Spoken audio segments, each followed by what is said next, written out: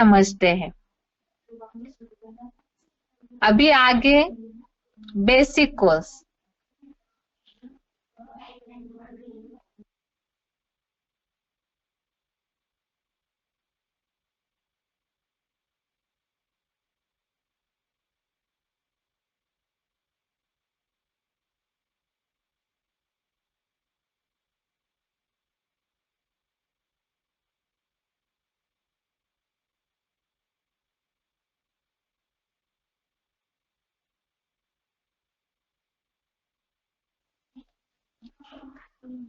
Basic course में सर्व आत्माओं का पिता एक है। इसमें कल बात चल रही थी कि परम पिता भगवान का देश तो परम धाम है, रहने का परमानेंट स्थान तो परम धाम है, लेकिन सृष्टि चक्र अनुसार हमने इन बातों को समझा है कि वो सर्व आत्माओं के पिता है।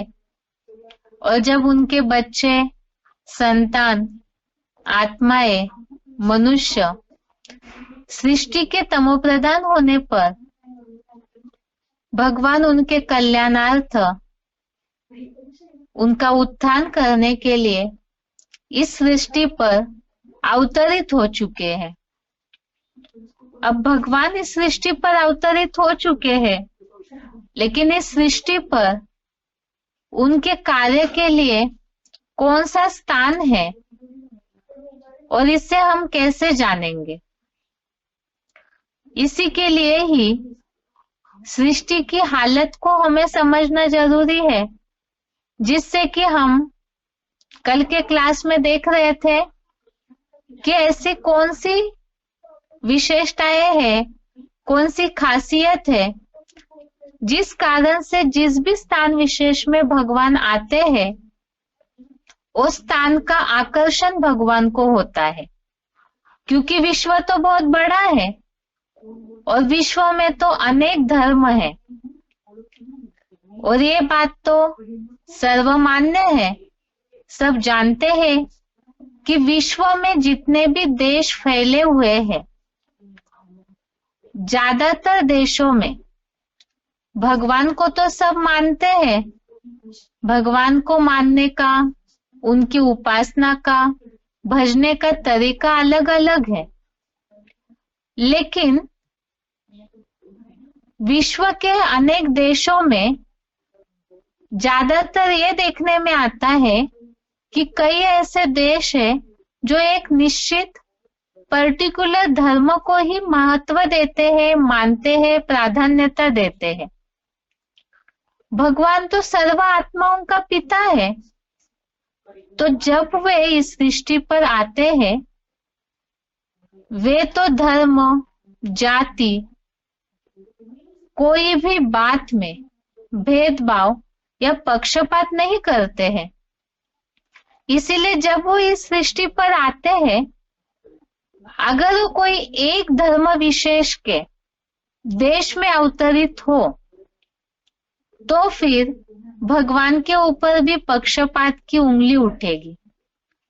जैसे उदाहरण के लिए अमेरिका, यूरोप जैसे जो देश है, उधर क्रिश्चियनिटी को ज्यादा मान्यता है। विश्व में ऐसे कई खंड है जहां पर मुस्लिम धर्म की ही मान्यता ज्यादा है। कई ऐसे चीन, जापान, मलाया जैसे देश है, वहां पर बौद्ध धर्म की मान्यता ज्यादा है।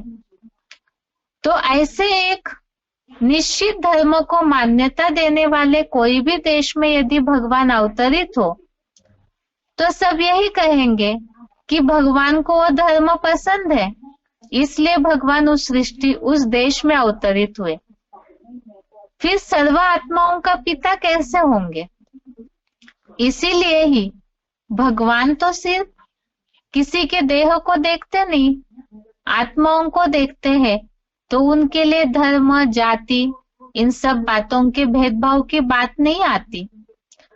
तो फिर भगवान का इस सृष्टि पर आने का मूल कारण क्या हो सकता है, जिस कारण को भगवत गीता के अनुसार हमने कल देखा, गीता का 4थे अध्याय के 7वें श्लोक में यह उल्लेख है, यदा यदा ही धर्मस्य, अर्थात धर्म की ग्लानि होती है, अधर्म की वृद्धि होती है, तब भगवान इस सृष्टि पर दिव्य जन्म लेते हैं दिव्य कर्म करने के लिए।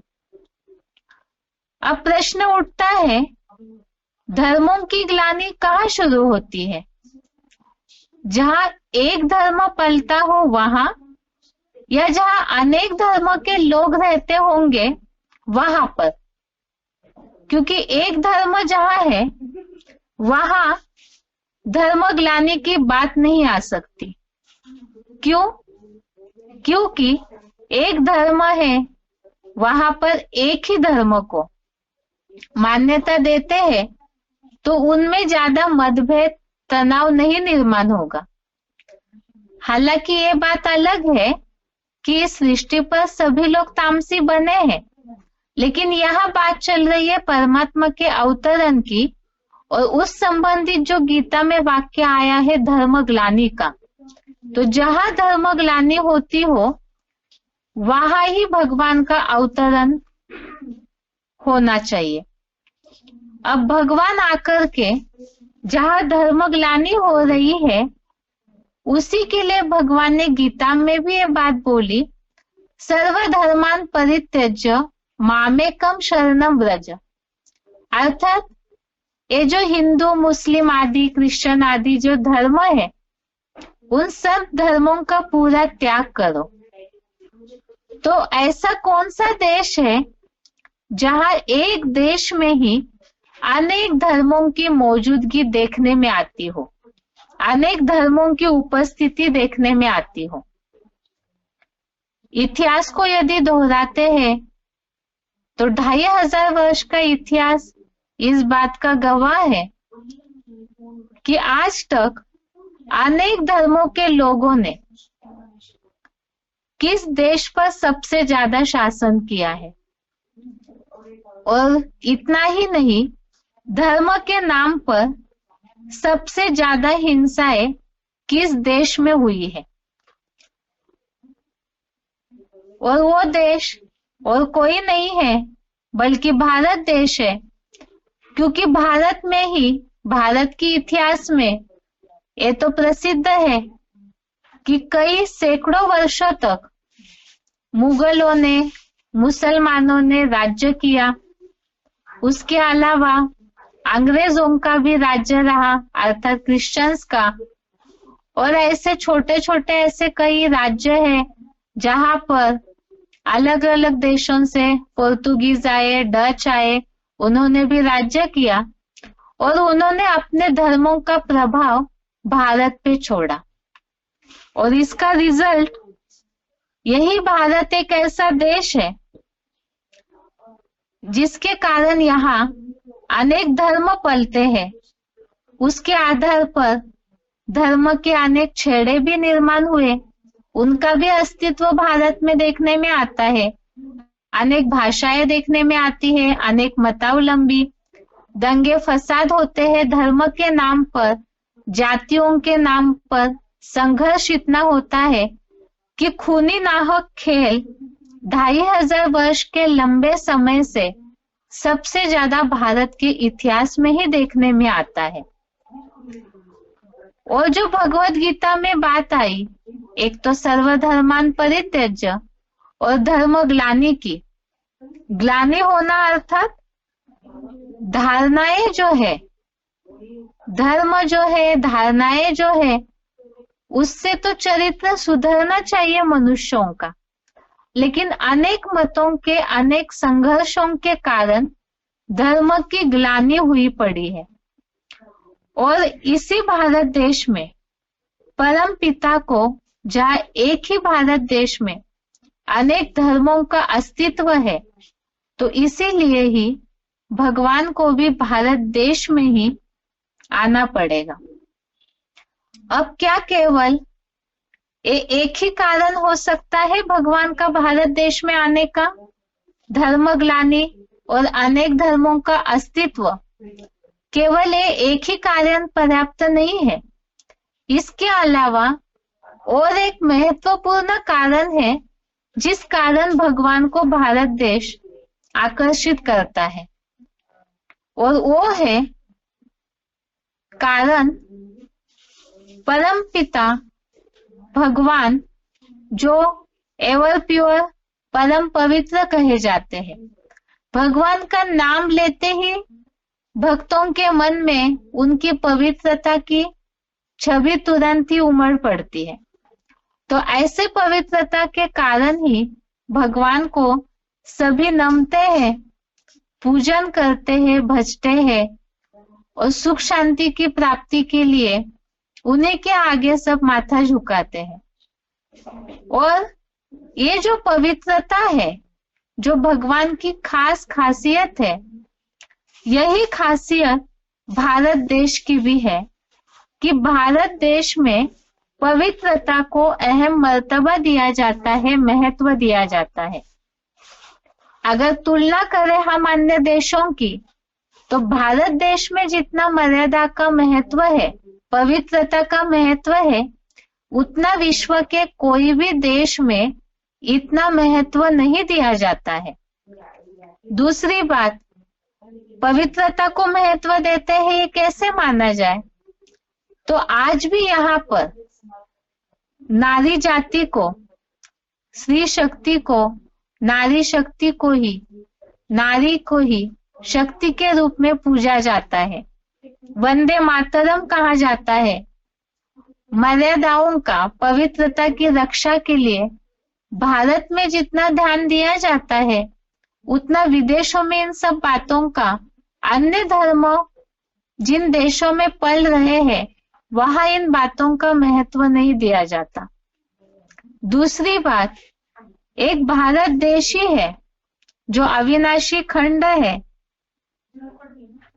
दूसरी बात, ये देवताओं की भूमि मानी जाती है, माता पिता का देश माना जाता है। और यहाँ पवित्रता की जो मान्यता है तथा पवित्रता को पूजने वाला भारत देश जो है, वही परम पिता को, जो भगवान की विशेषता है, उसी को भारत देश महत्व देता है। इसीलिए ही जो भक्ति मार्ग में भी यहाँ के लिए, भारत देश के लिए जो गायन है, यत्र नारीस्ते पूज्यन्ते रमन्ते तत्र देवता, और इसी कारण, इस पवित्रता को महत्व देने के कारण ही भगवान भारत देश की ओर आकर्षित होते हैं। अब इन सारे सिद्धताओं से जो भी हमने प्रूफ देखे, एक तो धर्म की ग्लानि और दूसरा भगवान की खासियत है पवित्रता, तो ये दो मुख्य विशेषताओं के कारण भगवान का इस सृष्टि पर भारत देश में ही अवतरण हो चुका है। और जैसे भक्ति मार्ग के हिसाब से भी हम देखें तो अन्य देशों में भक्ति भावना अलग तरीके की है, लेकिन भारत देश में जितना धार्मिकता का, आध्यात्मिकता का इतिहास है, उतना अन्य देशों का नहीं है। जैसे हम देखते हैं कि और विदेश जो है, उनकी तुलना में भारत में धार्मिकता का और आध्यात्मिकता का इतना महत्व है कि और देश वाले भी उन सब बातों के लिए भारत की ओर आकर्षित होते। तो भगवान भी इसी कारण भारत की ओर आकर्षित हुए। अब स्थान तो हमने देख लिया, परम पिता का, भगवान का परमानेंट घर, मूल वतन परम धाम है। और इस सृष्टि पर उनका कार्य का जो समय, कार्य का जो स्थान है, वो भारत है। अब इसके अलावा हम देखते हैं परम पिता का इस सृष्टि पर कार्य करने का समय या कार्य का काल कौन सा है। वैसे तो सृष्टि चक्र के चित्र में हमने इस बात को समझा है कि परम पिता इस सृष्टि पर आते हैं तो उनका जो कार्य का समय है उसे क्या कहा जाता है। लेकिन पहले हम भगवत गीता के आधार से देखते हैं कि भगवान उवाच है, तो भगवान ने अपने कार्य का समय भी भगवत गीता में बताया होगा। 9वें अध्याय का 7वां श्लोक, अध्याय 9 का श्लोक नंबर 7, इसमें भगवान ने अपने कार्य का समय की ओर इशारा दिया है, समय बताया है। सर्वभूतानि कौन्तेय प्रकृतिम यान्ति मामिकाम कल्पक्षये पुनस्तानि कल्पादो विसृजाम्यहम्। यहाँ 2 शब्द आए हैं, कल्पक्षय और दूसरा कल्पादो। कल्पक्षय अर्थात कल्प का अंत और कल्पादो अर्थात कल्प का आदि। तो सृष्टि चक्र के चित्र में हमने इस बात को समझा था। स्लाइड जिन्हें दिख रहा है तो उसमें डिस्प्ले में चित्र डाला हुआ है। चारों युगों के बीच में कलयुग का अंत और सतयुग के बीच का जो पीरियड है, जिसे 2 युगों का संगम कहते हैं, लेकिन परम पिता के अवतरण का जो समय है, उस संगम के काल को ही पुरुषोत्तम संगम युग कहते हैं। कल्प का अंत, कलयुग का अंत ही कल्प का अंत है, और कल्पादो कल्प के नए कल्प की शुरुआत अर्थात सतयुग की शुरुआत है। और इसके बीच का जो छोटा सा समय है, जो 2 सुइयों के बीच में दिखाया, वो पुरुषोत्तम संगम युग है। यही भगवान के आगमन का समय अर्थात कार्यकाल है। और इसी के बारे में ही गीता में भी उल्लेख है।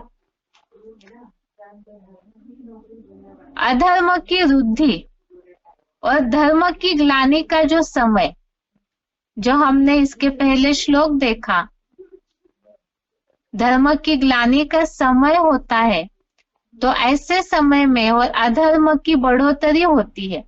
अनेक धर्मों की मिक्सचरिटी जब हुई, तभी धर्म की ग्लानि हुई, धारणाएं टूटी और धर्म के नाम पर जो संघर्ष चला अर्थात अधर्मों की बढ़ोतरी हुई। तो यही भगवान के कार्य का इशारा है। जब जब धर्म की ग्लानि होती है, तब तब मैं आता हूँ। तो ये वही समय है जब धर्म की ग्लानि होती है, अर्थात कलयुग का अंत, जहाँ कलह क्लेश होता है और मनुष्य जहाँ नंबरवार तमोप्रधान बनते हैं, अज्ञान अंधकार में डूब जाते हैं, तभी धर्म की धारणाओं की ग्लानि करते हैं। और ऐसे समय में तमोप्रधान बनकर मनुष्य ही असुर बन जाते हैं, राक्षस समान अवगुणधारी बन जाते हैं, और उसके कारण ही दुनिया नरक बन जाती है। ऐसे समय में ही, इसी समय में ही, इसी परम पिता के कार्यकाल की ओर इशारा यही है, मनुष्यों का पतित बनना, नीचे गिरना। और ऐसे नरक बनी सृष्टि को फिर से स्वर्ग बनाने के लिए, अर्थात ही मनुष्य आत्माओं को जो तमोप्रधान राक्षस जैसे बने हैं, उन्हें ज्ञान योग की शिक्षा देकर देवता बनाने का अर्थात कल्याण करने का कर्तव्य करने के लिए ही भगवान इस सृष्टि पर अवतरित हो चुके हैं और आकर के यही सारा ज्ञान हमें दे रहे। सृष्टि चक्र के चित्र में हमने इस बात को समझा था कि भगवान का अवतरण इस सृष्टि पर मनुष्यों के कल्याण के लिए हो चुका है, और इसी समय में ही भगवान के उस कार्य को सही रीति से समझना हमें जरूरी है, ताकि जो समय है कलयुगांत का, उससे पार होकर के नई सृष्टि में जाने के लिए और आत्म कल्याण के लिए ही हम इस ज्ञान के द्वारा अपना परिवर्तन कर सके। तो ये है परम पिता का कार्यकाल, अर्थात कार्य करने का समय, कलयुग का अंत और सतयुग की शुरुआत के बीच का पीरियड। इसके साथ साथ ही गीता क्लास पूरा होता है। ओम शांति।